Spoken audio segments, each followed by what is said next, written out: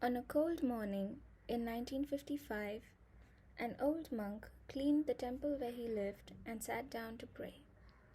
Inside the temple, there was a huge statue of the Buddha. It was made of clay. As the monk sat at the feet of the Buddha and began praying, some government officials came and knocked at the temple door. "This temple is going to be demolished. We'll be moving the statue to another part of the city. You can pray there," they said. The monk was stunned. He had been praying in this temple for as long as he remembered. It was the only home he knew.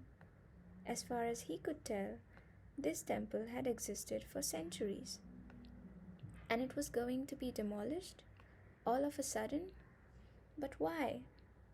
The officials explained that a new national highway was going to be constructed, and it was going to go right through this temple. So the statue was lifted from there and relocated to another part of the city.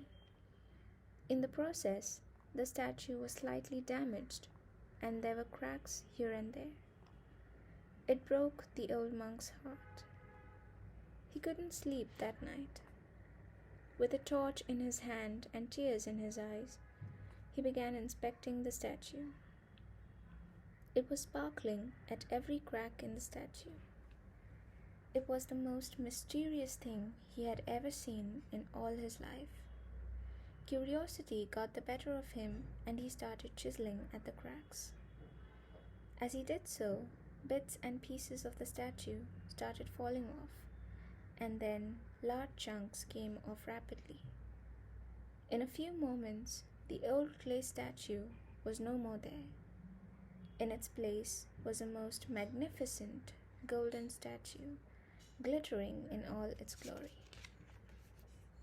The old monk couldn't believe his eyes, and he sobbed like a child, with joy and amazement. The next morning, the whole city gathered to see this imposing statue of pure gold. How did this transformation happen? They wondered.